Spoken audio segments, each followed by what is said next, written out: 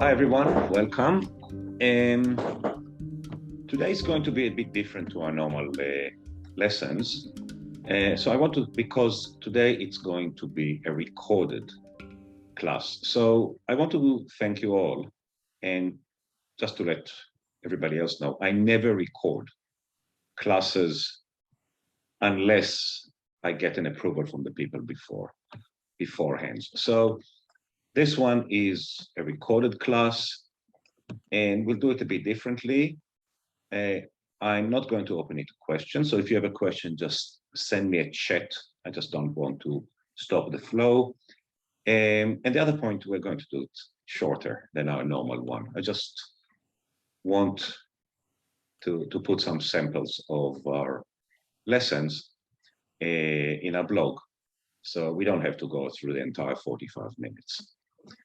So today we're going to continue from last week, and we are in the story of Joseph. We are, if you remember where we are in Genesis chapter 37.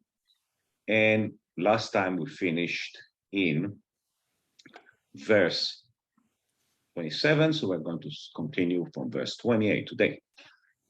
Just a quick reminder, Joseph was sent by his father, Jacob, to bring things to his brothers who are with the herd up north in Dothan.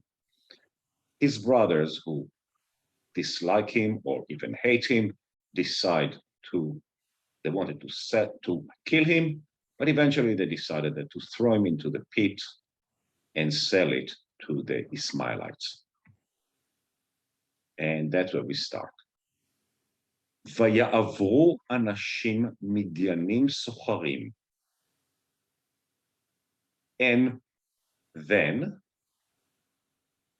a merchant people, Midianites, passed in the area. וימשכו ויעלו את יוסף מן הבור. And they pulled Joseph out of the pit. וימכרו את יוסף לישמעאלים. And they sold Joseph to the Ishmaelites. ב-20 כסף. For 20 pieces of silver. ויביאו את יוסף מצרימה. And they brought Joseph to Egypt. This point, there is one subtle point here that some people see it as a very simple and not worth spending time on. Some people think it's a very critical point. There are two groups of people that we are talking about. The first one is Midianites. The second one is Ishmaelites. And if you remember from the previous one, they were planning to sell it to the Ishmaelites. So who are these Midianites? Now, this is important the way you look at it, because if we believe that the Midianites are a different group of the Ishmaelites, from the Hebrew we say, the Midianite passed, and the Midianite pulled Joseph from the pit. Probably Joseph was screaming and crying and wanted people to hear him. And it's the Midianite that sold Joseph to Ishmaelites. If, on the other hand, and there are reason to believe that the Midianite and the Ishmaelites were the same group, then it's very simple. It's just two names for the same group of people. Then it's the brothers who pulled him from the pit. And it's the brother who sold it to the merchants. Now, I tend to believe, especially because the story of Joseph is very simply told, that the Midianite and Ishmaelite are just two different names for the same group. And we will continue with that, because I'll mention it throughout this chapter, but we'll see that if we think that there are two different groups of people, as some scholars think, then we really have a convoluted story. Who sold, who took, who it becomes very complicated. So I will assume that when he said Midianite and Ishmaelites, we're talking about the same group of people. So the brothers of Joseph, based on this interpretation, saw the group of Midianites merchants was passing. They pulled Joseph from the pit and they sold him to this group. Vaishav Reuven el Habor, and Reuven came back to the pit. Vehine en Yosef babor, and there is no Joseph in the pit. Vaikra et gadav, and he tore his clothes, which is a sign in the Jewish tradition to a mourning. That's what you do when you mourn somebody close to you. So in this case, Reuven apparently was not with the brothers when they pulled and when they sold Joseph to the Ishmaelites. Where were he? Or where was he? Well, he and apparently there were others. As we know, we saw it before, when the group of people are sitting with the herd, they put people on the watch, looking for strangers, looking for beasts, wild animals. So it might have not been outside the main group. And they sold Joseph, and he was not aware of it. Vaishev el Echav Vayomer. So Reuven came back to his brothers and he said, Hayeled eineno, va'ani ana aniba. The boy is not there. What am I going to do now? Where am I going to go? What am I going to tell my father? This whole piece of writing is written in a very poetic way. It's a poetry, it's a tragedy, it's written like a tragedy. It's something that is lost in the translation. It's a beautiful piece of poetry here. Vaikhu et kutonet Yosef, and they took the coat of Joseph. You remember, this is the striped coat, the coat that Jacob made for him, the coat that made everybody know that Jacob loves Joseph more than he loves everyone else, the coat for which the brother hated Joseph so much. So they took this coat. Vaishchetu seir ezim, and they took a he-goat and killed it. Vaitzbalu et hakutonet bedam, and they dipped the coat in the blood. So now, why is it important that it's a he-goat and not just a normal goat? There are many reasons to think, and again, all we say is in an interpretation. There are many other interpretations. But we have to remember, there are two things to remember here. The first one, in a normal herd of goats, there are many female and very, very few males. So male is much more valuable. And because it's more valuable, whenever you sacrifice a goat, you sacrifice a he-goat because it has more value. But this is one reason. There's something else about he-goat. He-goat, and there are different traditions, but again, it's all interpretation. He-goats resembles, by some tradition, the devil. It has the beard, it has the horns. So it used to be the habit that when you sin, when you do something bad, when you want to atone for your sins, instead of punishing yourself, you pass your sin into the he-goat and you kill the he-goat. You sacrifice it.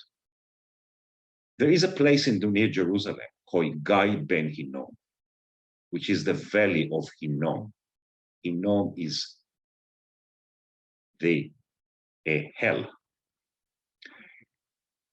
From the rocks of it, it's a very deep canyon.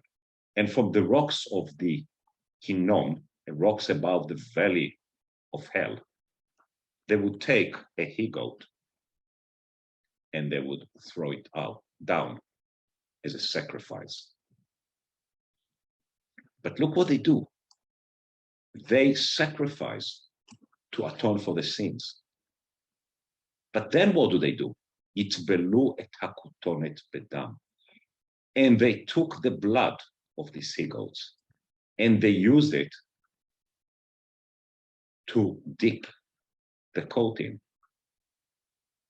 So they use what the atonement in order to perform another sin, to lie to the Father. Now, this is very common, and I think it's a very important point here, because I know a lot of people, we speak with a lot of people who believe you atone, you are forgiven, and now you can sin again. You have done something bad. Now you cleared all your debt of sins. You can start again. And next week, you can atone again. And you are back to zero. You take Jesus into your heart. You are going to be saved. Now you can sin again. You've committed something bad. You go to confession. This is the way that we take it. We use the atonement as a reason to be able to create more sins. That's what the brothers do here. And they sent the striped coat, the coat with the stripes. They didn't go there. They didn't go. They didn't dare to go to see the Father. They sent. Who could they send it with? This is something we know. We know that people that until recently lived the same way of life, the Bedouins of Egypt, of Arabia. The family sent the herd. They sent the people with the herds. They're all over the place.